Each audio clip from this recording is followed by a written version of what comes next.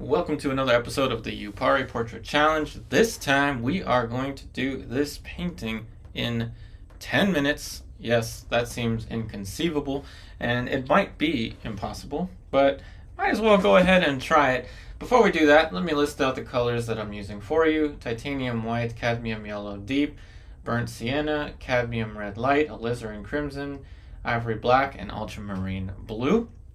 So the canvas is toned already with oil paint. In fact, I just wiped out the painting that was underneath of it. You could probably still see the ghost of it there, but don't concern yourself with that. Just think of it as just a dark brown. You can achieve this with just burnt umber and black, and tone over it with just linseed oil and not spike lavender, linseed oil and safflower oil. So you ready? This is going to be quite a fun challenge. So I am going to go ahead and start the timer in just now. Okay, we are going to mix a skin tone with white, red, and yellow, and we're going to utilize the tone that is already on the canvas. We're going to do multiple things here at once. So let's make sure we've got plenty of paint here. I'm using a size 4 bristle brush. Links are in the description box of this video. So first off is going to be the placement of the head. So right about here, and already we have the eye socket, just a couple brush strokes right here is going to be where our eye socket's going to land. This is giving us the profile view of the model's face. There's an eyelid over there, nose in the light right there, and now the bulb of the nose. Less pressure makes this a little bit less light. Let the brush kind of run out of paint. Right there creates a darker value. Now we're adding another bright value over here. Less pressure makes this less light. Now we can go ahead and just kind of apply a light touch for a gradation there. Now there's going to be more light over here. And please feel free to do this challenge on your own. Give yourself as much time as you need, though 10 minutes is kind of difficult, but it is a fun kind of activity to do. Okay, so less pressure over here, and now we have the eye socket shape. We're leaving room for the darker planes, but before we do that, we're going to change brushes here, and we're going to mix black and white, and this is going to give us the facial hair. So right here you're going to see some of the facial hair start to emerge. Leave a little gap here for the mouth. Now here is the bottom of the facial hair, and less pressure will make this less light, but you see that this is going to go all the way up here. Now let the brush run out, leaves a little bit of ultramarine blue so that it's not too brown. And now we have the facial hair, a little bit more white for some of the brighter highlights on the edge over here and up here. Let yourself just kind of feel out the proportion, just like that. And that gives us the profile view for the edge of the beard. This gives us the little gap here for the mouth. Now change brushes. We're going to go with black, a little bit of burnt sienna, not ultramarine blue. This is alizarin crimson. A nice healthy mixture of paint leaning towards the red with the alizarin. And now this is going to give us our profile view. Nice little edge here for the profile, and a little bit more alizarin, and we're going to do multiple things here at once. This is going to give us the accent for the nose here, and this is also going to give us the accent for where the eye is going to fit. So that's where the eye will eventually fit over there. A little bit more alizarin crimson. Very useful color for things like this. Go back to the original mixture. Tad bit more burnt sienna. And now just carve away at the side of the face. Real nice there. Chop right into the nose however you want. Just don't completely cut the nose off. A little bit more black. And now we have this shape here. Now back to the red.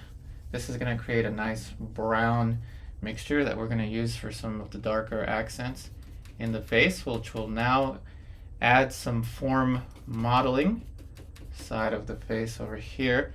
Mix it with the brown, nice and healthy, generous amount of paint. Creates these nice little forms. All it is black and red. And think about how John Singer Sargent would let some of the brush strokes show through. So we're going to let some of those brush strokes show through over there, but create a little bit of nice form modeling. Back to the black, gives us a darker accent here. Back to the red, a little bit more color here for the cheeks as we round that out. Put a different plane here just to show a little bit of age. Dark over here. Now we're going to change brushes. Go back to the gray mixture that we had for the beard. This is going to give us our light for the sclera. Now we're going to change brushes again, and we're going to go with black, ultramarine blue. This is going to give us a shape for the eye. Shape for the eye right there. Now we're going to go with black and alizarin, and that gives us our pupil. Going back to this dark brown, this is going to give us the upper eyelid. And now up here, this is going to give us the concavity of the eye socket right up there. This gives us nice form modeling with the quickness over here for a nice little portrait study. Don't worry about the likeness, just focus on the major planes and let the likeness take care of itself. A little bit of the creases for the forehead as this starts to now blend into the shadow shapes. Back to the alizarin, the black. Now this is going to blend out down here, and this is going to give us the hair, and we're going to use the tone of the canvas right there to leave a gap, as you see right there, for where the hair is going to fit. And we may or may not throw in some skin tone there later to put in some highlights for the hair. All right, so now we've got the background nice and figured out. Again, like I said, we can go in with the skin tone to add some little lights here for the hair. Nice and simple there. Very simple portrait to do. You can do this in 10 minutes as well. Give yourself all the time you need, but a time trial is kind of fun. Kind of fun to do. So now back to the light, and we are almost finished with this painting. Just a few little lights here. This one is going to be the toughest of all in this time trial series, because 10 minutes is a very short amount of time, but it is really fun to test the limits of what we can do with oil paint. And you got to see all the mixtures here really, really clearly. In fact, very little mixing happened here. We let the tone of the canvas do a lot of the work for us. And you can see this very strong light and shadow doing a lot of the heavy lifting for us. Glabella right here.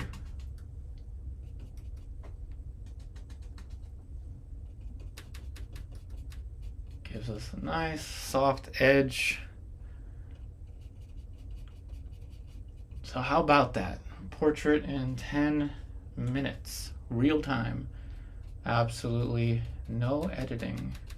Whether you are a seasoned oil painter or an enthusiast that just started.